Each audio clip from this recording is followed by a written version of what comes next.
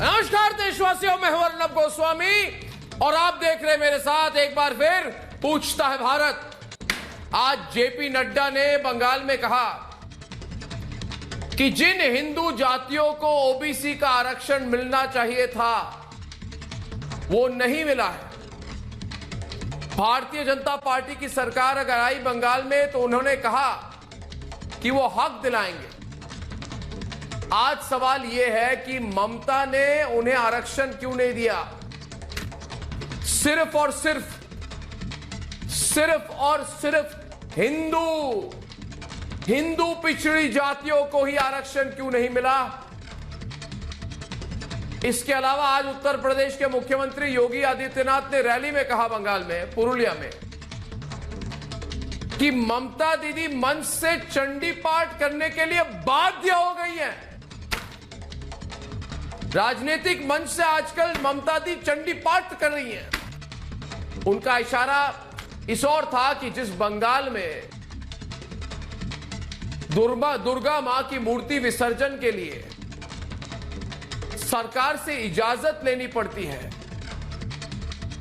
वहां ममता मंच से चंडी पाठ कर रही है। भारतीय जनता पार्टी ने आज सही सवाल किया है कि जब ठीक चुनाव से पहले उन्हें मंदिर, हिंदू मंदिर क्यों याद आते हैं। क्या वोटिंग से पहले अचानक ममता को हिंदू वोट बैंक की याद आ जाती है और अब तक वो तुष्टीकरण की राजनीति कर रही थी। अब तक उन्हें हिंदू धर्म की पिछड़ी जातियां याद नहीं रही और आज उन्होंने एकाएक मंदिर याद आ गई उनको।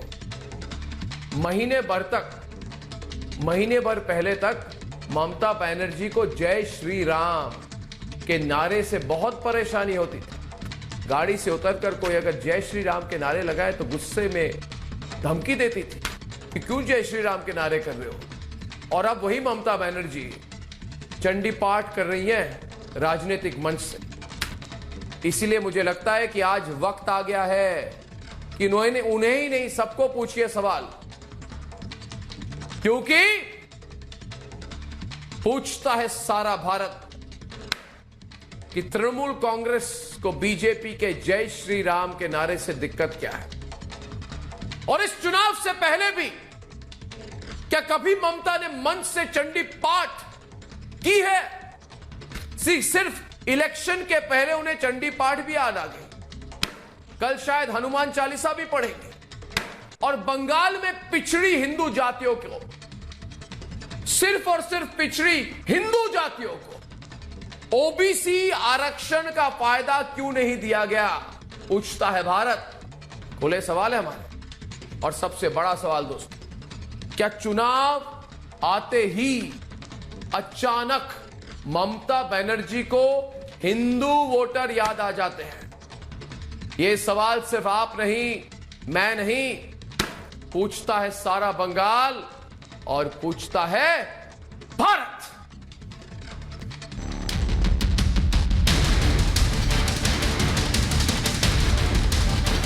ये तस्वीरें बता रही हैं कि चुनाव नजदीक आते ही बंगाल की सियासत किस ओर जा रही है।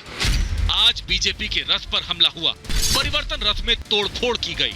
ये हमला पुरुलिया में हुआ है। बीजेपी ने आरोप लगाया कि इसके पीछे टीएमसी के लोग हैं। हार करीब दिख रही है, इसलिए बौखलाहट में ऐसे हमले हो रहे हैं। आज भी रथ पे हमला हुआ है बीजेपी पे। ये इनका नेचर है, ये इनकी तासीर है, ये इनके स्टाइल ऑफ वर्किंग है। और बंगाल की जनता स्वामी विवेकानंद, बंकिम चंद्र चटर्जी, रविन्द्रनाथ ठाकुर, उन संस्कृति को लेकर के, श्यामा प्रसाद मुखर्जी, इन लोगों को लेकर के आगे बढ़ती रही है। बंगाल की जनता ने मन बना लिया है, ममता जी को आराम देना है और भारतीय जनता पार्टी को काम देना। इस हमले से चंद घंटे पहले ही केंद्रीय रक्षा मंत्री राजनाथ सिंह ने बंगाल की कानून व्यवस्था पर सवाल उठाए थे। टीएमसी के खेला होबे के नारे को अलग ट्विस्ट देकर ममता को उन्हीं के नारे से जवाब दिया। कटमनी का खेला ना होवे दीदी, तोलाबाजी का खेला ना होवे दीदी। दीदी खेला होवे तो विकास का खेला होवे, खेला होवे तो शांति का खेला होवे। बीजेपी ने आज आरक्षण का मुद्दा भी उठाया। आरोप लगाया कि ममता आरक्षण के नाम पर तुष्टीकरण करने में जुटी हैं। हिंदुओं की कुछ पिछड़ी जातियों को आरक्षण का फायदा नहीं लेने दिया। ममता जी ने हमारे हिंदू धर्म के अन्य पिछड़ा वर्ग की जातियां जैसे महिष्य, जैसे तीली आदि का आरक्षण का अधिकार से उनको वंचित रखा कि नहीं रखा? महिषी और तीली को वंचित रखा कि नहीं रखा? अब हमारी सरकार आएगी, आयोग बैठाएंगे और आयोग बैठा करके मंडल कमीशन में जो जातियां लिखी हैं उनको सम्मान दे करके इन लोगों के लिए भी हम प्रयास करेंगे कि इनको भी मुख्य धारा में जोड़ा जाए। इस तरीके का हम काम करेंगे। बंगाल का वोट युद्ध इस वक्त धर्म युद्ध की ओर बढ़ चुका है। शुरुआत बीजेपी के जय श्री राम के नारे से हुई, जो अब ममता के चंडी पाठ तक पहुंच गई है। उत्तर प्रदेश के मुख्यमंत्री और बंगाल में बीजेपी के स्टार प्रचारक योगी आदित्यनाथ ने कहा कि ममता का चंडी पाठ बीजेपी की वैचारिक जीत है। सभी लोगों को आपकी आस्था का सम्मान करने के लिए भी मजबूर कर दिया है कि आज कोई चंडी का पाठ कर रहा है, कोई मंदिरों में जाकर के दर्शन करने के लिए मजबूर हो रहा है। ये सबसे बड़ी वैचारिक विजय हम सबकी है। ममता के सामने अपनी सत्ता बचाए रखने की चुनौती है, जबकि बीजेपी पहली बार बंगाल में बड़े दावेदार के तौर पर उभरी है। ममता इस खतरे को भांप चुकी हैं, इसलिए वो हर दांव आजमा रही हैं, जिससे बीजेपी के रथ को रोका जा सके। सार्वजनिक मंच से चंडी पाठ भी इसी रणनीति का हिस्सा है और व्हीलचेयर से बीजेपी को जवाब देना भी। তুমি আদিবাসীদের উপর অত্যাচার করো, তুমি কুর্মীদের উপর অত্যাচার করো, তুমি সংখ্যালঘুদের উপর অত্যাচার করো, তাই মানুষ তোমার সাথে আজকে নেই। তাই তোমাকে কি আমায় খুন করতে হবে? আমায় খুন করলে ভাবছো তুমি জিতে যাবে? আরো গোল্লা পাবে। बंगाल की लड़ाई बेहद दिलचस्प मोड़ पर पहुंच गई है। ममता बनर्जी व्हीलचेयर से हमला बोल रही हैं, तो बीजेपी के दिग्गज दीदी के खिलाफ मंच से दहाड़ रहे हैं। पर सवाल ये है कि शह और मात के इस खेल में आखिर चुनाव से ठीक पहले ममता को चंडी पाठ की याद क्यों आई? पूछता है भारत। आज पूछता है भारत में सुपर्णो मैत्रो हैं, जो तृणमूल के प्रवक्ता हैं। स्वयं प्रकाश पुरोहित हैं, ये तृणमूल का समर्थन करते हैं। संजय सरकार है, तृणमूल का समर्थन करते हैं। बादल देवनाथ भी तृणमूल का समर्थन करते हैं। देखिए, ज्यादातर लोग तृणमूल का समर्थन करते हैं, मतलब कि सच्ची में न्यूट्रल चैनल अगर है तो सिर्फ रिपब्लिक भारत है। और हमारे साथ अवनीजेश अवस्थी हैं, गीता भट्ट है। मेरा पहला सवाल, थोड़ी देर में शिशिर बजौरिया भी आएंगे जो बीजेपी के कन्वीनर है इलेक्शन कमेटी के। मगर मेरा पहला सवाल हमारे परम पूज्य सदगुरु श्री रितेश्वर जी महाराज, जो वृंदावन से हमारे साथ लाइव हैं। सदगुरु जी नमस्कार। आज बहुत दिनों के बाद आप फिर मेरे प्रोग्राम में आए हैं, इसलिए आपके साथ शुरुआत करना चाहता हूं। वैसे हमें तो अच्छा लगता है कि सबको धर्म की याद आती है, इलेक्शन के पहले हो इलेक्शन के बाद हो, वो मूल मुद्दा नहीं है। अगर सब लोगों को याद आए कि देश में मंदिर भी हैं, हिंदू हैं, तो अच्छी बात है। मगर मैं पूछना चाहता हूं आपको सदगुरु जी कि योगी जी ने आज कहा, बंगाल में वो कैंपेनिंग कर रहे थे, कहा कि दीदी चंडी पाठ कर रही है और उन्होंने कहा कि ये हमारी नैतिक विजय है। यानी कि उन्होंने कहा ये हमारी नैतिक विजय है। क्या इसमें कुछ गलत कहा कि सच्चाई कह दी उन्होंने, जो कड़वी सच्चाई है? ये मुझे लगता है आज योगी आदित्यनाथ जी ने कह दी कि सबको अगर हिंदू धर्म, मंदिर और चंडी पाठ याद आती है इलेक्शन से पहले तो अच्छी बात है। उन्होंने कहा यह नैतिक जीत है। इस पर आप क्या कहना चाहेंगे सदगुरु जी? अर्नब जी और संवाद में बैठे सभी सम्मानित सदस्य, सबको मेरा जय श्री कृष्ण, जय श्री राम। जय श्री कृष्ण, जय श्री राम। मैं एक ही बात आपसे कहना चाहूंगा कि आज उत्तर प्रदेश के मुख्यमंत्री योगी आदित्यनाथ जी ने कहा कि हमारी नैतिक जीत है। योगी आदित्यनाथ जी ने, इससे हर भारतवासी सहमत होगा और स्वयं जिन पर ये डिबेट है और स्वयं सुश्री ममता बनर्जी जी वह भी इस पर बहुत ज्यादा समर्थन करेंगी कि आज भारत के राष्ट्रवाद और भारत की नैतिक वैचारिक जीत है ये राम का देश, ये कृष्ण का देश, ये सनातन परंपरा का देश, ये राष्ट्रवादियों का देश, चाहे चुनाव के लिए ही सही, चाहे किसी कारण से ही, लेकिन आज भारतवर्ष को 2021 में वो दिन देखना पड़ रहा है कि सारी राजनीतिक पार्टियां लाखों की भीड़ में अपने राजनीतिक मंच से जो कभी सनातन राष्ट्रवाद और हिंदू को अछूत समझते थे, आज उन्हें चंडी पाठ, हनुमान चालीसा और रामचरितमानस की चौपाइयां पढ़नी पड़ रही है। ये वैचारिक जीत, नैतिक जीत, और इस जीत के लिए हम सब राष्ट्रवादी लोग 70 सालों से तरस रहे थे कि ऐसी जीत हमें मिले। भारत राष्ट्र के जनमानस के भीतर यह परिवर्तन आज छद्मवेशधारियों को मजबूर कर दिया है कि वो मंच से भगवान का नाम ले, राष्ट्र का नाम ले, राष्ट्रवाद की बात करें। ये मजबूरी हो गई है, लेकिन मैं भी समर्थन करता हूं, मजबूरी में ही सही, देर आए दुरुस्त आए। अगर वास्तव में भारत माता के प्रति प्रेम हो गया, वास्तव में सनातन धर्म के प्रति प्रेम हो गया, वास्तव में राष्ट्रवाद के प्रति प्रेम हो गया, तो हम सब राष्ट्रवादी गले लगाने को तैयार हैं, सदा से उत्सुक हैं, नमन करते हैं। मैं बंगाल की उस धरती को नमन करना चाहूंगा जहां पुनः रविंद्रनाथ टैगोर और जहां चैतन्य महाप्रभु स्वयं ईश्वर के रूप में अवतरित हुए, रामकृष्ण परमहंस, उस भूमि से पुनः हरे कृष्ण हरे राम की धुन मुख्यमंत्री के द्वारा कही जा रही है, पुनः चंडी पाठ किए जा रहे हैं। यह बंगाल के लिए शुभ संकेत है, यह बंगाल की जनता और राष्ट्र की जनता की जीत है, और मैं आह्लादित हूं। चुनाव जीते जाएंगे, हारे जाएंगे, अलग बात है, लेकिन राष्ट्रवाद की और भारत के सनातन परंपरा की आज जो जीत है, और इस जीत में चाहे रिपब्लिक भारत हो, रिपब्लिक भारत को तो मैं सनातन भारत कहता हूं अर्नब जी, ये सनातन भारत है जिसने सनातन धर्मावलंबियों और राष्ट्रवादियों को एक बार फिर से खड़ा कर दिया। मैं तमाम उन पार्टियों को जिन्होंने भारत राष्ट्र के भीतर भारत राष्ट्र के प्रति प्रेम भर दिया, उन सबको नमन वंदन प्रणाम करता हूं। साधु होते हुए भी मुझे साधु होने का घमंड नहीं है, मैं भारतवर्ष का एक सामान्य नागरिक हूं, पर धन्य है वो माटी के पुत्र जिन्होंने पुनः भारतीय संस्कृति को जागृत करने में दिन रात अपने खपा दिए हैं। मैं नमन करता हूं उन समस्त कार्यकर्ताओं को जो राष्ट्रवाद के लिए काम कर रहे हैं, चाहे वो किस पार्टी से है, मुझे कोई खबर नहीं। मैं पुनः एक ही बात कहता हूं, आज इतना आह्लादित हूं मैं कि हर कोई राष्ट्रवाद, सनातन धर्म और हिंदुस्तान में हिंदू की बात करने को राजी हो गया है, और यही हमारी चाह थी, यह हमारी नैतिक और वैचारिक थी।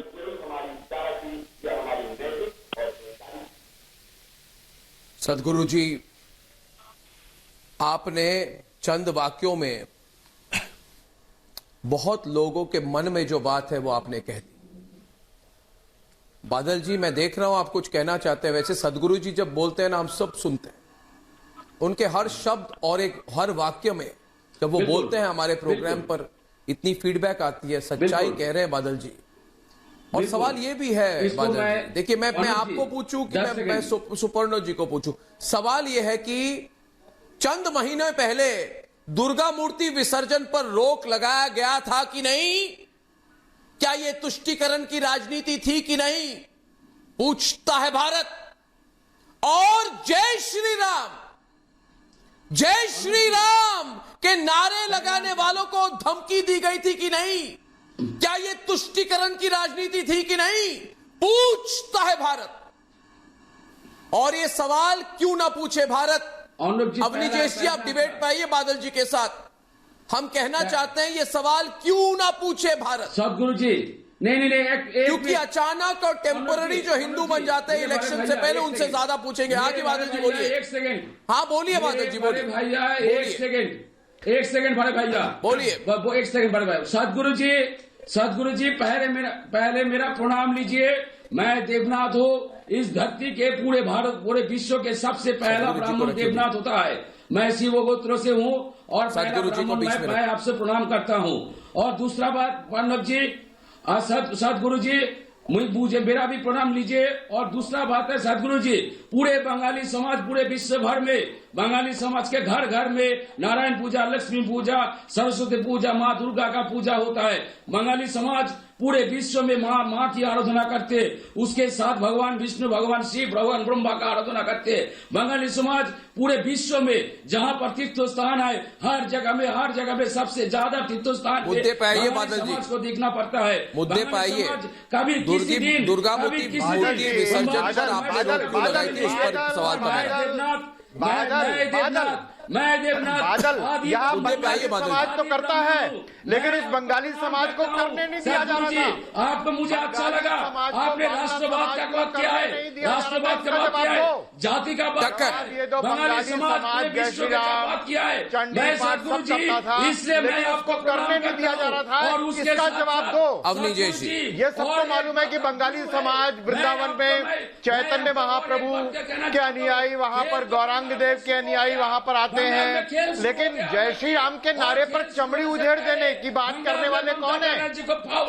बादल बादल बादल बादल बादल बादल, ये तो हम भी कहते हैं कि जो बंगाली समाज सनातन संस्कृति का अनुयायी है, उसको क्यों नहीं सनातन संस्कृति का अनुयायी होने दिया गया? वो जय श्री राम का नारा क्यों नहीं लगा सकता था? बादल सरस्वती पूजन क्यों नहीं कर सकता था? वो हनुमान जयंती बादल जी, वो रामनवमी का जुलूस। बादल जी, मेरा अगला सवाल जो है ये बहुत तीखा लगेगा आपको, मगर करना पड़ेगा मुझे। बादल जी, मेरा अगला सवाल जो है, बादल जी जो अगला सवाल मेरा है, एक मिनट रुक जाइए। सुपर्णो जी आइए डिबेट पे, सुपर्णो जी आइए डिबेट पे। सुपर्णो जी हमारे तृणमूल के प्रवक्ता है, उनके साथ शिशिर बजोरिया भी आ गए। शिशिर बजोरिया भी आ गए। शिशिर बजोरिया भारतीय जनता पार्टी के वरिष्ठ नेता हैं और इनके इलेक्शन कमेटी के कन्वीनर हैं। आजकल बहुत व्यस्त हैं, मगर इस व्यस्तता में उन्होंने हमारे लिए समय रखी है आज। शिशिर जी नमस्कार, बहुत दिनों के बाद आज। और सुपर्णो जी उनके साथ डिबेट पे आइए। देखिए सुपर्णो जी, आज की दूसरी बड़ी हेडलाइन क्या है? दूसरी, नमस्कार शिशिर जी, सब कुछ ठीक है? आजकल लग रहा है बीजेपी के ऑफिस में थोड़ी हलचल ज्यादा है, टिकटों को लेकर प्रॉब्लम हो रही है क्या आज आपको? प्रॉब्लम तो नहीं चल रही कुछ? इतना टिकट का डिमांड है, थोड़ा सा है वो। तो सवाल मेरा ये है, सब सामान्य हो जाएगा। ठीक है, ठीक। तो आज जो बड़ी खबर यह है सुपर्णो जी, कि जेपी नड्डा ने कहा कि अगर भारतीय जनता पार्टी की सरकार बनेगी तो उनकी सरकार जो हिंदू पिछड़ी जातियां हैं उनको ओबीसी में डाला जाएगा। तो सवाल मेरा आपसे यह है सुपर्णो जी, आपने इतने सालों तक इतनी छोटी सी चीज क्यों नहीं की? क्या आपको याद नहीं आया कि पिछड़ी जातियां हिंदुओं में भी होती हैं? क्योंकि आपकी सरकार कहती आई है कि उन्होंने बंगाल के 99% मुसलमानों को आपने ओबीसी का आरक्षण का फायदा दिया, कोई प्रॉब्लम नहीं, दीजिए। मगर जो हिंदू पिछड़ी जातियां हैं उनके बारे में आप लोग भूल कैसे गए? बताइए हमें, क्योंकि पूछता है भारत। सुपर्णो जी बताइए।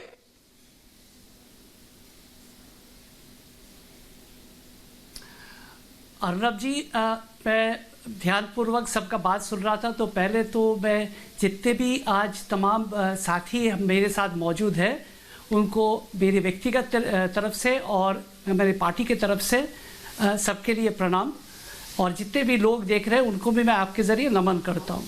पहले आपका सवाल का जवाब देने के पहले, आपने जब ये अनुष्ठान शुरू किए थे, एक असत्य आपने कहा। आपने कहा कि सारे तृणमूल के लोगों से आपने भर लिया इस चैनल को, आज इस अनुष्ठान को। लेकिन मैं कहना चाहता हूं कि आप अकेले ही 15-20 में भारी पड़ेंगे। आप जिस साइड में चले जाएंगे वही जीतने वाले हैं। तो ये इतना तो सच बात आपको भी कहना चाहिए। इसमें सत्य क्या है? तीसरा तो चीज, सच के साथ रहता हूं, भारतीय जनता पार्टी। मैं तो सच के साथ रहता हूं, आप सच की तरफ आ जाइए, आपके साथ रह जाऊंगा मैं। नहीं, मैं जवाब देता हूँ, मैं जवाब देता हूँ। देने के बारे में बहुत बड़ी एक्सपोज की है। नहीं, आज आज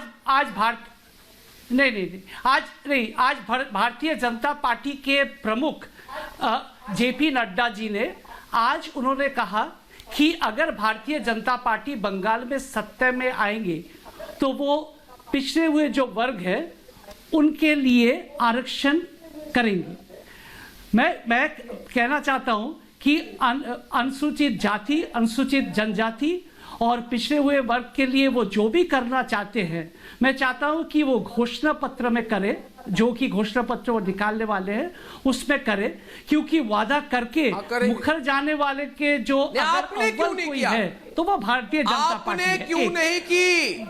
नहीं, मैं कह रहा हूं, मैं जवाब दे रहा हूं। नहीं की? मैं जवाब दे रहा हूं। हिंदू जातियों को, सारे हिंदू जातियों को ओबीसी के लिस्ट में शामिल क्यों नहीं किया? अर्नब जी, आपने हिंदुओं के बारे में आप भूल क्यों गए? अर्नब जी सुन लीजिए ना, आपने सनातन धर्म को मानने वाले लोगों के बारे में आप भूल क्यों गए? जब आपने आरक्षण की बात की, आज बीजेपी ने ऐलान किया कि पिछड़े हिंदुओं के लिए आयोग बनाया जाएगा, फिर उन्हें ओबीसी के तहत मुख्य धारा में जोड़ा जाएगा।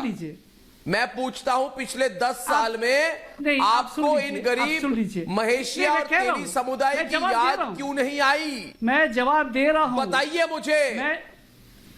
मैं जवाब दे रहा हूं। आप भूल क्यों गए? मैं जवाब दे रहा हूं। आप दूसरों के लिए करिए।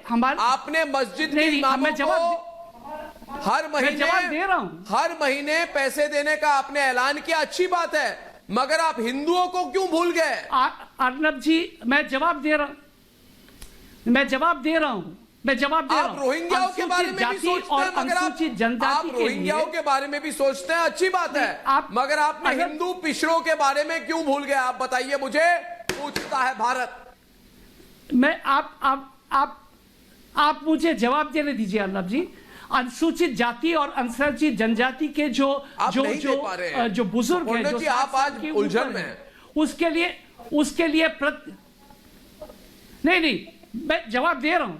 अनुसूचित जाति और अनुसूचित जनजाति के जो वरिष्ठ लोग हैं, जो बुजुर्ग हैं, 60 साल से ऊपर है, उनके लिए प्रति माह हम लोग 1000 रुपया करके पेंशन का प्रावधान बहुत पहले से कर चुके हैं। एक दूसरा, हर क्षेत्र में देखने के लिए नहीं कर रहा, मैं आरक्षण की बात कर रहा हूं, महिला हो, हर मैं आरक्षण की बात कर रहा हूं। हम लोग बिल्कुल की बात कर रहा हूं। अर्नब जी, संविधान में तो एक ही मुद्दे पर अड़ जाता हूं। देखिए, मेरी बहुत बुरी आदत है, संविधान में मैं नहीं छोड़ूंगा। आपने आरक्षण क्यों नहीं? जवाब दे रहा हूं। ये बताइए मुझे, पिछड़े हिंदुओं को आप भूल क्यों गए? मैं जवाब दे रहा हूं। पिछड़े हिंदुओं को आप भूल क्यों गए? आप रोहिंग्याओं के बारे में सोचते हैं, आप जो घुसपैठी है उनके बारे में सोचते हैं, मगर आपने हिंदुओं और हिंदू पिछड़ों के बारे में क्यों नहीं सोचा? ये छवि आप बनाने की कोशिश कर रहे हैं, ये सरासर गलत है। हम हर क्षेत्र के लोग हो, हम लोग धर्म नहीं देखते, हर क्षेत्र के लोग के लिए काम किए, पिछड़े हुए लोग हो, महिलाएं हो, गरीब हो, सबको शिशिर भजोड़िया जवाब दे रहे हैं, टक्कर। और जितने भी कल्याणकारी योजनाएं हम लोगों ने लाए, वो सबको, सबके सुविधा के लिए हम लोग। सुपर्ण जी, आपने हिंदू पिछड़ों के लिए क्यों नहीं? आपने हिंदू पिछड़ों के लिए आरक्षण क्यों नहीं की? पूछता है भारत। शिशिर भजोड़िया। मेरा बहुत सीधा एक प्रश्न है हमारे तृणमूल के भाई के लिए। क्या आप पर मस्जिद 4000 रुपया नहीं दे रहे थे सालों से, और अब जब वोट मुखी हुए तो 1500 रुपया एक मंदिर के लिए दिया? क्या आप 2012 से हर साल 10 करोड़ रुपया उर्दू एकेडमी के लिए नहीं दिए, और अब 1 साल पहले केवल 5 करोड़ रुपया हिंदी एकेडमी के लिए दिया? क्या दिनाजपुर में 2 बच्चों की हत्या नहीं हुई क्योंकि वो बंगला में टीचर मांग रहे थे और आप वहां उर्दू के टीचर भेजे, जहां की दिनाजपुर में कोई उर्दू भाषी है नहीं? क्या ये नहीं हुआ था? अरे लेकिन एक सवाल पूछ लूं, ये सवाल आपको देश के प्रधानमंत्री का वो 1500 रुपया वो अभी चंगेज खा के देश में वो जाते हैं, जहाँ की एक मस्जिद में 4000 वही उठाया है ना। अगर पश्चिम बंगाल सरकार अगर उर्दू को लेकर के कोई धन दे रही है, तो देश के प्रधानमंत्री जी से भी पूछो कि जब वो चंगेज खा के देश जाते हैं तो वहाँ एक बहुत बड़ा धन देते हैं, ये उनसे भी पूछो। देखिए, मुद्दा ये नहीं है हिंदू पिछड़ा क्यों है। हिंदू पिछड़ा इसलिए नहीं है कि वो मुसलमानों की वजह से है। हिंदू पिछड़ा इसलिए है कि हिंदुओं की एक जातीय व्यवस्था है, उसमें कुछ जातियां पिछड़ जाती है,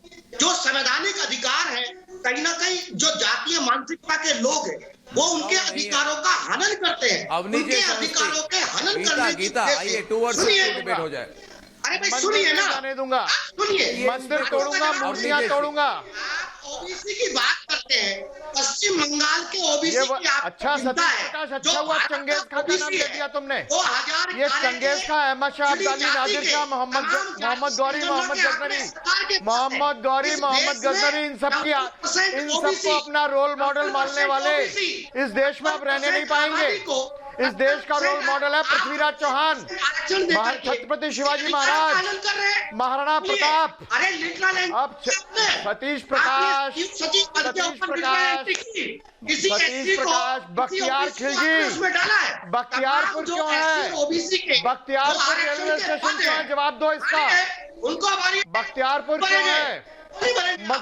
मस्जिदों को जिसने चंगेज खान ने आकर के मंदिर तोड़े थे, चंगेज खान ने आकर के अहमद शाह स्वयं प्रकाश पुरोहित जी को लाइए, उसकी जगह मस्जिद बनाई। मस्जिदों को पैसा क्यों देती है ममता बनर्जी? हाँ जी, हाँ जी। बसीरहाट में क्या हुआ था? दंगे हुए थे कि नहीं हुए थे? मुझे बताइए। मैं देखिए, मैं सारे मुद्दों पर आज चाहता हूं कि बहुत खुलकर बहस हो, बिना डरे सब बहस करें। तो मुझे कोई प्रॉब्लम नहीं है कोई मंदिर जाए, कोई चंडी पाठ करे, मगर ये तो प्रॉब्लम है कि अब तक पिछड़े हिंदुओं के बारे में कुछ नहीं किया गया। ऐसा क्यों? पहली बात। दूसरी बात, हाँ सरकार जी, मैं पूछ लूं, पहले मैं पूछ लूं, मुझे बताइए, आपको अगर याद है तो बसीरहाट में क्या हुआ था? जो पीड़ित हिंदू परिवार थे उनके साथ क्या हुआ था? बसीरहाट में जो हिंदू परिवार थे उनकी दर्द सुनी गई थी क्या? आप चंडी पाठ कीजिए, आप मंदिरों में जाइए, सब कुछ कीजिए, अच्छी बात है, मगर मैं पूछूंगा कि बसीरहाट में हिंदू परिवारों का दर्द क्यों नहीं सुना गया? पूछता है भारत। और सिर्फ मीडिया को उस समय सबने अटैक की थी। देखिए बसीर, हमें भी अटैक किया गया था कि हम वन साइडेड रिपोर्टिंग करते हैं। क्यों वन साइडेड रिपोर्टिंग? अगर जो हिंदू परिवार है उनका जो दर्द हम टीवी पे ला रहे हैं तो वन साइडेड रिपोर्टिंग कही जाती है उसको। बताइए मुझे, बसीरहाट में क्या हुआ था? दंगे हुए थे कि नहीं हुए थे? उस समय आप लोगों ने क्या किया था? बताइए मुझे। जी, दंगे कौन से राज्य में बताइए सरकार जी, बताइए, समय आ गया है। इसमें कौन से राज्य में दंगे नहीं हुए? ये दंगे फैलाने वाली पार्टी है। 1980 में आए थे मंडल और कमंडल लेकर के, आज फिर वही मंडल और कमंडल की राजनीति कर रहे हैं। इनके पास सुनिए मंडल और वीरभूमि में सरकार जी पहले बोलेंगे। सरकार जी बोलिए। गीता एक मिनट रुक जाओ, नहीं बोल रहा हूँ, आप मुझे बोलने दें। तोड़ दिया गया था। सरकार जी पहले बोले गीता जी, उसके बाद आप जवाब दें। मंडल और कमंडल की राजनीति गीता जी उन्हें बोलने दी। ममता बनर्जी 35,000 लोग, 35,000 दुर्गा पूजा। पुरोहित जी आप बोल लीजिए, पुरोहित जी को बोलने दे। नहीं बताया शिशिर बाजोरिया ने, पुरोहित जी को बोलने दे। पुरोहित जी वॉल्यूम नहीं आ रही। बनर्जी सर्वधर्म को लेकर चलने वाली नेत्री है। ममता बनर्जी सर्वधर्म को लेकर चलने वाली है। शिशिर बाजोरिया मुसलमान दिखते हैं आपको, हिंदू नहीं दिखते हैं। दुर्गा शिशिर बाजोरिया, 50,000 रुपये। शिशिर बाजोरिया बोल रहे। मैं एक और उदाहरण दे दूं। मटिया बुरुज में जब पुलिस मार खाया, जो लोग पुलिस को मारे, अगले दिन पुलिस को बाध्य किया गया उनका हाथ पकड़ के एक जुलूस करने के लिए। ये तो हमारा राज्य का प्रशासन है। पकड़े गए हैं, उनकी चर्चा नहीं करेंगे, उनकी आप कोई चर्चा नहीं करेंगे। आपको मंडल और कमंडल और भगवान की राजनीति जो आपको सूट करती है, आपको जब कुछ नहीं होता आपके पास। देखिए ऐसा है, यदि कोई गलत काम किया है तो उसमें सजा होगा, मगर एक चीज आपको पता है कि कलकत्ता पुलिस के एरिया में जितने ड्रग्स के मामले पकड़े गए हैं, कलकत्ता पुलिस तो खुल के बोलता है गांजा केस दिए देवो। उसका मतलब क्या? आपको पता है जितने यहाँ पर ड्रग्स ये कलकत्ता पुलिस बरामद किया, शायद विश्व का सबसे बड़ा ड्रग राज्य में हो जाएगा। अरे मेरे भाई, आपका जो कलकत्ता पुलिस आपके अंदर में तो एकदम जिसको बोलते हैं धर्म की राजनीति करनी है इस देश के अंदर में, धर्म को तोड़ना है और सिर्फ क्या है? धर्म को तोड़ना है। ये किसने कहा कि जो गाय हमको दूध देता है हम उसका लात खाएंगे? ये किसने कहा? और वो दुधारू गाय कौन सा था? आप जरा बताओ ना, वो दुधारू गाय कौन था? और ये शब्द क्या हमारे मुख्यमंत्री महोदया का नहीं है? यदि मुख्यमंत्री महोदया ऐसे शब्द बोलेंगी तो बाद बाकी क्या होगा? इसीलिए तो आप जैसे नेता उछलते हैं। प्रधानमंत्री के मन से जब बोला जाता है कि पोड़बे लाश एखन भाई साहब, ये उचित शब्द है क्या?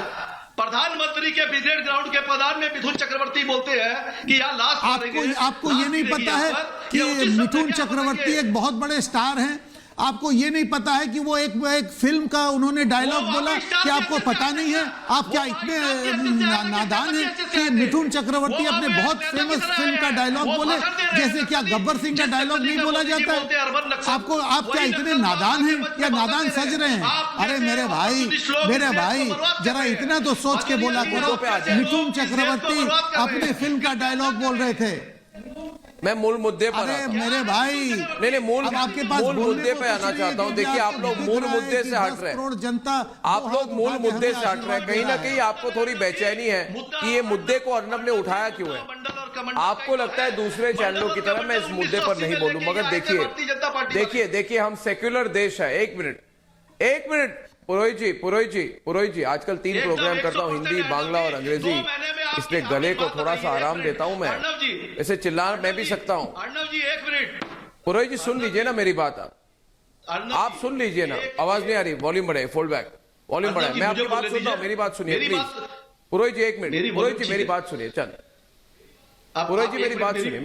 देखिए दोस्तों, ममता बनर्जी आज चंडी पाठ कर रही हैं। उन्हें खुद अपने को हिंदू भी बताना पड़ रहा है। मंच से कह रही है मैं हिंदू हूं, मुझे चंडी पाठ आती है। आपको अभी दिख मैं कह रहा हूं सवाल क्या है, देखिए सिचुएशन क्या है, समझने की कोशिश कीजिए। 30 साल से काली पूजा होती है उनके घर में, सबसे बड़ी पूजा। पूरे पश्चिम बंगाल के वाजपेयी जी जैसे नेता आए हुए हैं। आप पता करिए, तो बोलना क्यों पड़ रहा है? दिख रहा है चंडी पाठ। अरे एक बंगाली महिला है, अपनी पूजा है, कोई नहीं घूम रहा है। बोलना क्यों पड़ रहा है राजनीतिक मंच से कि मैं हिंदू हूं? बच्चों के पास भी जाती है, गरीब के पास भी। नहीं मैं चंडी पाठ मुझे याद आती है। देखिए मैं चंडी पाठ करके आपको सुनाती हूं। दुर्गा पूजा का भसान यहाँ रोका नहीं गया था क्या? दुर्गा पूजा का भसान रोका नहीं गया था क्या? लोगों को कोर्ट में जाना नहीं पड़ा था? जरा जवाब दे दीजिए। आप जो इतना बोल रहे हैं, क्या दुर्गा पूजा का भसान नहीं रोका गया था? क्या जवाब? नहीं, और एक सवाल इसके साथ जुड़ा हुआ, दुर्गा पूजा मैं सदगुरु जी से और एक सवाल करना चाहता हूँ। सदगुरु जी देखिए, सदगुरु जी से एक सवाल कर रहा हूं। मैं सदगुरु जी से सवाल कर रहा हूं। एक मिनट सदगुरु जी, देखिए समय समय के साथ विचारधारा भी बदलती है। आपको क्या लग रहा है कि आज भारत में, बंगाल में सोच बदल रही है? क्योंकि कोई आपत्ति नहीं है किसी को कि दीदी चंडी पाठ याद करें, बताएं लोगों को कि मैं हिंदू हूं, मुझे चंडी पाठ आती है। मैं ये नहीं पूछूंगा कि आपने पहले जय श्री राम के नारे पर आपने धमकी क्यों दी, वो तुष्टिकरण थी कि नहीं, मैं भूल जाऊंगा सबको लेकर। मूर्ति विसर्जन पर रोक क्यों लगाई, मैं भूल जाऊंगा उसको। मैं ये आपने बांग्लादेशी जो घुसपैठ है उनको आपने आने क्यों दिया, आपने रोहिंग्याओं के लिए आपने कुछ क्यों नहीं किया उनके खिलाफ, मैं नहीं पूछूंगा ये सब। मगर मैं सिर्फ ये जानना चाहता हूं कि जैसे आप आज वृंदावन से पूरे सिचुएशन को देख रहे हैं, परख रहे हैं, आपको क्या लग रहा है सदगुरु जी, क्या सिचुएशन बदल रही है ग्राउंड पे? लोगों में एक नई ऊर्जा आ रही है सनातन धर्म के बारे में, या फिर राष्ट्रीय स्तर पर सोच बदल रही है राजनेताओं में? सदगुरु जी आपको क्या लग रहा है? अर्नब जी, बहुत ध्यान से आप पूछते हैं, ध्यान से मैं बोलता हूं, मैं सबकी बातें सुनता हूं, सुनेंगे। मैं ऐसा मानता हूं कि विगत कई वर्षों से राष्ट्र की धारा बदली है और ये सभी स्वीकार करते हैं। मैं कोई सवाल नहीं उठाता क्योंकि बीच में फिर बोलेंगे, कोई बोलेगा, हम बोलें फिर वो बोलें। दुर्गा पाठ, चंडी पाठ ये करना बिल्कुल मना नहीं है, और वो बंगाली परिवार की महिला हैं। बंगाल में दुर्गा पूजा का इतना महत्व है। माँ दुर्गा हमारी माँ है, भारत हमारी माँ है, और जो माताएं वहां रहती हैं वो भी माँ हैं। पर उन तीनों माताओं का हालत इस भारतवर्ष में क्या हुआ है, बंगाल में क्या हुआ है। 35 साल का वो लाल शासन, 10 साल इनके शासन। आप बताइए 2016 6 अक्टूबर को जस्टिस दीपांकर दत्ता का वो आपको पढ़ना होगा, जब उन्होंने कहा सरकार के लिए कि ये उचित नहीं है कि आप धर्म धर्म में विभेद कराएं और आप मूर्ति के भसान को रोक दें, आप दुर्गा की प्रतिमा को उनके घर जाने से रोक दें। ये जस्टिस दीपांकर दत्ता का जजमेंट है, आप पढ़ लीजिए। अब मैं आपसे पूछता हूं कि कोई दिक्कत नहीं, वो बंगाली ब्राह्मण कह रही हैं, वो बंगाली महिला हैं, हिंदू हैं, हमें कहाँ इनकार है। ये राष्ट्र ही हिंदुस्तान है, ये राष्ट्र ही सनातन भारतवर्ष है, यहाँ सभी वही है, यहाँ कोई दूसरा नहीं है। बस प्रश्न एक है कि क्या राजनीति के लिए समय समय पर छद्म परिवर्तन करना उचित है? क्या छद्म परिवर्तन करना उचित है? या हृदय में अगर सनातन है, हृदय में अगर गरीबी है, हृदय में अगर भारत के प्रति प्रेम है, तो निरंतर उसके प्रति काम होता रहेगा, यह होना चाहिए। और एक अंतिम बात सुनिए, मैं कहता हूं, अगर किसी व्यक्ति का पात्र के पेंदे में छेद हो और वो नल के नीचे रखकर उसे भरने का प्रयास कर रहा हो, तो यह कैसी मूर्खता होगी। मैं सत्य कहता हूं, जब जब भारतवर्ष में राष्ट्रीयता की बात होती है, राष्ट्रवाद की बात होती है, सनातन परंपरा की बात होती है, तब तब यहाँ पर शिक्षा और अस्पताल और विकास के मुद्दे उठने लगते हैं। उसके पहले करोड़ों बांग्लादेशी यहाँ पर आते हैं, करोड़ों रोहिंग्या आकर के बस गए हैं, हमारे हिस्से को छीन लिया है। क्या वो हमारी रोटियों को नहीं खा रहे हैं? उनको किन्होंने वोटर आईडी कार्ड दिए, उनको किन्होंने बना करके वहाँ के राज्य सरकार के कार्ड दिए? क्या इन सब पर जांच नहीं होना चाहिए? अगर केंद्र सरकार की अगर इसमें कोई गलती है तो केंद्र सरकार को लांछना देना चाहिए, अगर राज्य सरकार को लांछना देने की जरूरत है तो देनी चाहिए। अरे राष्ट्रवाद के मुद्दे पर सिर्फ पार्टी, केंद्र और राज्य की सरकारों को कोसने से नहीं चलेगा। आप विचार करिए कि बाहर के लोगों के लिए धर्मशाला बना के रखे हैं और आप बात करते हैं शिक्षा की, और आप बात करते हैं विकास की, और आप बात करते हैं किसी और चीज की। आपने क्या किया है बंगाल में? उसी बंगाल में आप दुर्गा माँ की पूजा को भसान नहीं होने दे रहे, सरस्वती पूजा नहीं होने दे रहे, हिंदुओं को काटा जा रहा है, सनातन धर्मावलंबियों को टाइम दिया जा रहा है, उनकी माताओं को मारा जा रहा है, 13 साल की बच्ची का बलात्कार हो रहा है। तो क्या हो रहा है? मुद्दे की बात करिए, मुद्दे की बात करिए, मुद्दे की बात करिए, मुद्दे की बात करिए, सदगुरु जी को मुद्दे की बात करिए, मुद्दे की बात करिए। बंगाली, बिहारी, उत्तर प्रदेश, पंजाबी इसकी बात मत करिए। हम भारतवासी हैं, हम भारत के नागरिक हैं, भारत हमारी माँ है, हम सब सनातनी हैं। बंगाली भी हमारे भाई, पंजाबी है हमारे भाई, सब हमारे भाई हैं। आप मत बांटिए, आप भारत को मत बांटिए। भारत एक है, सनातन एक है, हिंदू एक है, राष्ट्र एक है। आप मत बांटिए, मत बांटिए, आप मत बांटिए। ये बंगाली कार्ड मत खेलिए, ये बंगाली कार्ड मत खेलिए। मेरे गुरुदेव स्वयं बंगाली है, मेरे पूज्य गुरु स्वयं बंगाली है। आप कार्ड मत खेलिए, बंगाली, बिहारी, उत्तर प्रदेश, पंजाबी मत खेलिए, तमिल, कन्नड़। हम भारतवासी हैं, सनातनवासी हैं। आप जैसे लोग इसी चैनल की डिबेट में बैठ करके कहीं ना कहीं हिंदूवादी व्यवस्था को, जो सनातन व्यवस्था है, उसका कहीं ना कहीं अपमान करते हैं। आप जरा इज्जत से बात कीजिए सदगुरु जी के साथ। नहीं, मैं ये नहीं होने दूंगा, मैं ये अलाउ नहीं करूंगा। नहीं, मैं ये नहीं होने दूंगा। सतीश जी, आप सदगुरु जी के साथ सम्मान से बात कीजिए। एक लक्ष्मण रेखा हम पार नहीं कर सकते। जब सदगुरु जी से साथ बात कर रहे हो तो लक्ष्मण रेखा पार मत कीजिए प्लीज। ये नेता नहीं है, ये अपनी मन की बात कह रहे हैं। एक मिनट, आपको एग्री करने की कोई जरूरत नहीं है, मगर आप इनका असम्मान नहीं कर सकते। लेकिन मेरे प्रोग्राम पर आप सदगुरु जी के साथ इस तरह से बात नहीं कर सकते। मुसलमान नहीं है, आप व्यक्तिगत तौर से उनको अटैक नहीं कर सकते। हमें इस बात, हमें ये रोकना पड़ेगा। नहीं, नहीं, आप इसमें मत पड़िए सदगुरु जी प्लीज। अग्निजेश जी शायद जरूरी हो गया है कि हम सारे जितने हमारे सतीश जी जैसे लोग हैं उनको बताएं कि सदगुरु जी का कैसा सम्मान करते हैं हम। प्लीज। मैं सदगुरु जी का सम्मान करता हूँ, उनके राजनेता नहीं है अर्णब, जो मुद्दा है नहीं, सतीश सदगुरु जी अब सुन लो, सतीश अब सुन भी लो, सतीश अब सुन लो। सवाल आज ये नहीं कि ममता बनर्जी चंडी पाठ कर रही है, अगला कर रही है। सवाल इस बात का है कि क्या पश्चिम बंगाल के लोगों को अपने धर्म का अधिकार है? आज भी नादिया जिले में, मैंने परसों देखा कि नादिया जिले में मंदिर में घंटी नहीं बज सकती, कीर्तन नहीं कर सकते। वहां के सामने एक मस्जिद है जो वहां पर कीर्तन नहीं करने देते। सवाल एक व्यक्ति के चंडी पाठ का नहीं है, सवाल बंगाल के लोगों को अपनी धार्मिक स्वतंत्रता का हक है कि नहीं। सवाल इस बात का है कि बंगाल के लोग जय श्री राम का नारा लगा सकते हैं कि नहीं। सवाल इस बात का है कि बंगाल के लोग सरस्वती पूजन कर सकते हैं कि नहीं। सवाल इस बात का है। और जो लोग कहते हैं कि मंडल और कमंडल, आज वो कमंडल ले लेके घूम रही है। पुरोहित जी कमंडल ले लेके क्यों घूम रही है आज वो अल्लाह अकबर कहने वाली जी, आज वो कलमा पढ़ने वाली आज चंडी स्तोत्र का पाठ कैसे करने लग गई? आज वो दुधारू गाय का बात करने वाली। मैं कोई इसमें धार्मिक बात नहीं लाना चाहता। एक मिनट, मैं सवाल कर रहा हूँ शिशिर बजोरिया से।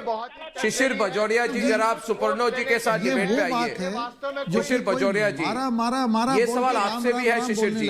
क्या आपने सवाल आपसे है शिशिर जी, आप पर आरोप है कि आप, एक मिनट में सवाल कर लूं, पुरोहित जी सवाल कर लूं। दुर्गा जरूरी नहीं है, कृष्ण जरूरी नहीं है, सनातन धर्म का क्या बोला पुरोहित जी? बोलिए। अब ये राम वर्सेस दुर्गा डिबेट होगी, क्या करते हैं? ये क्या कर रहे हैं आप पुरोहित जी? आप क्या कर रहे हैं? सुनिए नहीं, राम वर्सेस दुर्गा आप क्या कर रहे हैं? हम पूरे धर्म को एक साथ मानते हैं। हमको राम पसंद है, कोई को कृष्ण पसंद है, कोई को शंकर पसंद है। ये क्या बात है? आप किसी के मुंह में राम डालेंगे, किसी के मुंह में कुछ डालेंगे, किसी के मुंह में अल्लाह डालेंगे।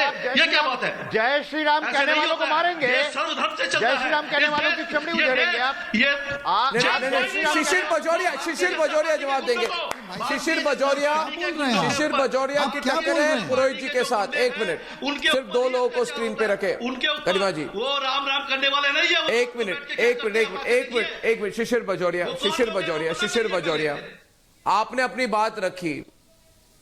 आपने अपनी बात रखी, अब शिशिर बजोरिया की बात भी सुनिए प्लीज। एक दूसरे की बात सुनिए। मुझे पता है बहुत पोलराइज्ड एटमॉस्फेयर हो गया, अब क्या करें?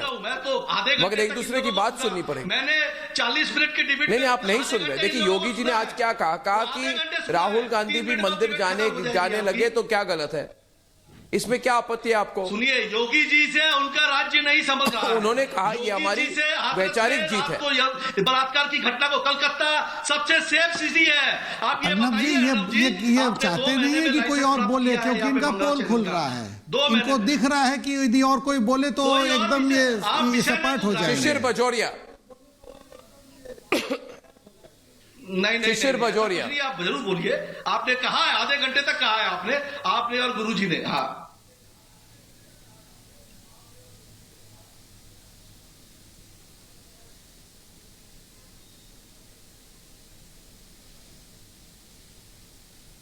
हाँ बजोरिया जी बोलिए, आप क्या कह रहे थे? आप जवाब देना चाहते थे या मैं सवाल करूं? अगर मेरी ऑडियो कट गई है तो मेरा सवाल आपसे ये है। देखिए गीता भाट, मैं आपके सवाल, अच्छा बोलिए, आप बोलिए। नहीं, मैं ये कह रहा हूं कि आप पर भी आरोप है, बहुत साफ शब्दों में ये बोलता कि आप हिंदू कार्ड खेल रहे हैं। पश्चिम बंगाल में आरोप आप पर यह है कि आप हिंदू कार्ड खेल रहे हैं, क्योंकि आपको अगर लग रहा है कि आपके यहां पे आपके मुख्यमंत्री का कोई चेहरा नहीं है, सीएम फेस नहीं है, सौरभ गांगुली ने पार्टी ज्वाइन नहीं की, थोड़े अभी भी पोल्स में आप पीछे हैं, इसलिए आप एक अटैक करने के लिए आप हिंदू कार्ड खेल रहे हैं। बादल जी, मैंने सही कहा कि गलत? एक मिनट, बादल जी इसको आप हिंदू कार्ड खेल रहे हैं क्या? क्योंकि दूसरी बात नहीं चल रही। बादल जी, क्या आपको लगता है शिशिर बजोरिया की पार्टी हिंदू कार्ड खेल रही है? किसके साथ खेलेगा? मैं अर्णब जी खुलेआम कहता हूं। आप उसके पहले आपको एक बात कहना चाहता था, मैं वो तो भूल गया।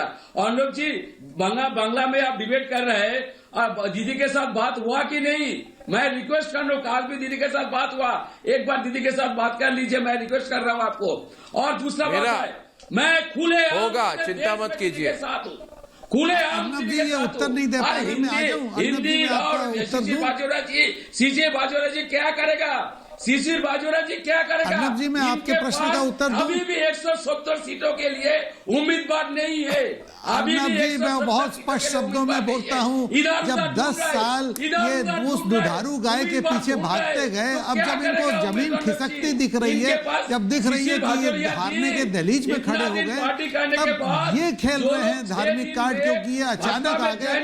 जो जिसको जय श्री राम गाली लगता था, जिसको जय श्री राम थप्पड़ लगता था, आज वो खुद बोल रहे हैं, आज वो खुद मंदिर में, और मंदिर में वो जा रहे हैं, मैं उसका स्वागत करता हूँ। यदि वो चंडी पाठ करें, मैं उसका स्वागत करता हूँ। ये क्या आपको 10 साल बाद याद आया? आपको 10 साल बाद आपको अपना परिचय देना पड़ा कि आप हिंदू हैं, आप ब्राह्मण हैं? कहना चाहता हूँ, जो मुद्दा आपने पहले शुरू किया था अर्नब जी, देखिए लाइन एक ही चलेगा, वो है विकास, क्योंकि बंगाल पिछड़ के कहाँ चला गया है। जो राज्य पूरे देश में सर्वप्रथम था, आज वो राज्य एकदम पीछे चला गया है। यहाँ पर एक ही लाइन चलेगा, वो है विकास, और वो है सोनार बांग्ला। और अब मुख्यमंत्री महोदय को 10 साल बाद क्यों राम याद आया? क्योंकि उनको दिख रहा है कि उनका दुधारू गाय अब दूध नहीं दे रहा है। सुपर्णो जी, आखिर सुपर्णो जी, आपसे मेरा सवाल यह है कि एक आखिरी सवाल यह है कि आपने, देखिए, ममता को जय श्री राम का विरोधी बीजेपी क्यों बोलती है? इसका क्या कारण है? मैं आपको बताता हूं। 23 जनवरी 2021 कोलकाता में नेताजी की 125वीं जयंती पर कार्यक्रम हुआ था। कार्यक्रम में जय श्री राम के नारे लगे। ममता बनर्जी नाराज हो गई। उन्होंने कहा, बुलाकर बेइज्जती कराया गया है मेरा। कोई जय श्री राम कहे तो इसमें बेइज्जती कहां से होगी? गीता भट्ट जी, इसमें कोई बेइज्जती होती है क्या? गीता भट्ट जी कोई जय श्री राम के नारे लगाए तो कोई व्यक्तिगत तौर से बेइज्जत क्यों फील करता है? मुझे समझ में नहीं आई बात, अभी तक समझ में नहीं आई। गीता भट्ट जी, कोई इसमें बेइज्जती कहां है? जो भगवान राम कोई सिर्फ पूजा के आराध्य नहीं है, वो इस देश के, इस समाज के, वो हमारी संस्कृति के आराध्य हैं। और उनका नाम लेने से ममता दीदी सड़क में रुक कर धमकाने लग जाती है लोगों को। वो इतना भयभीत क्यों है? अगर इतना बड़ा कार्यक्रम सुभाष चंद्र बोस की जो है जयंती की में हुआ, उसमें प्रधानमंत्री के साथ बैठ के उन्होंने, देखिए कितना बड़ा अपमान करा उन्होंने, किसी छोटे व्यक्ति का नहीं, सुभाष चंद्र बोस जवाब दीजिए, समय कम है, व्यक्तित्व का, कि उन्होंने मना कर दिया उस कार्यक्रम में बोलने से, सिर्फ इसलिए जवाब देना चाहता हूं। जवाब दे लगा दिया। गीता जी, सुपर्णो जी, आप बोलिए। सुनाई नहीं देगा। रूप से इतना आप बोलिए, निश्चित बोलिए। बोलिए। सरकारी कार्यक्रम। शुक्रिया। मैं इतना कहना चाहता हूं कि एक जो ऐसा माहौल बनाने की कोशिश की जा रही है कि बंगाल में हिंदू विरोधी हैं, ये जो छवि बनाने की जो कोशिश की जा रही है वो सरासर गलत है। लेकिन मैं बीजेपी को दोष भी नहीं दे पाता हूं, क्योंकि ये छोड़ के उनके पास और विकास, वृद्धि या नौकरी, इनके बारे में बोलने के लिए इनके ज्यादा शब्द तो है नहीं। तो ये 2-4 चीज के ऊपर इनको निर्भर करना पड़ेगा, और क्या वो करेंगे। और मैं इतना आपको कह देता हूं कि 2014 में, 2019 में, नहीं, मैं कह देता हूं 2014 दोषी हमारी मुख्यमंत्री महोदया हैं। शिशिरदा बोलते थी नहीं, शिशिरदा बोले दिए। 2014-2019 शिशिरदा का जो भारतीय जनता पार्टी, जो देश के 130 करोड़ लोगों को जो वायदे किए थे, वो सारे वायदे से वो मुकर गए हैं। वो कहीं पे, और आज यूपी के जो मुख्यमंत्री आके हमें सिखा रहे हैं कि कैसे महिला के साथ बर्ताव किया जाए। घरेलू हिंसा, यौन हिंसा, जहां वोट मिला मोदी जी के नाम पे, मोदी जी के काम पे 23 करोड़ वोट मिला 2019 में। सुपर्णो जी, आपको पता है ये बात? और ना जो मोदी जी के नाम पे 17 करोड़ वोट पड़े, मोदी जी के काम पे 23 करोड़ वोट पड़े 2019 में। सुपर्णा जी थोड़ा आंकड़े समझ लीजिए फिर बात कीजिए। मैं देखिए सब लोग सच के साथ रहें और भारत में धर्म की राजनीति बंद करें, धर्म का पालन करें, धर्म की राजनीति ना करें, धर्म का पालन कीजिए। सबको मेरा धन्यवाद और सदगुरु जी को चरण स्पर्श। दोस्तों, सोचने वाली बात है कि बंगाल के चुनाव में आज जाति, धर्म और मंत्र का कार्ड सबसे ऊपर है। 10 साल तक मुख्यमंत्री रहने के बाद भी ममता बनर्जी को चुनाव करीब आते ही मंच से मंत्र क्यों पढ़ने पड़ रहे?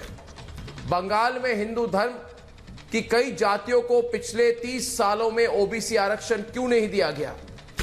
क्या गरीबी और पिछड़ेपन पर भी तुष्टीकरण की राजनीति, भेदभाव करना ठीक है?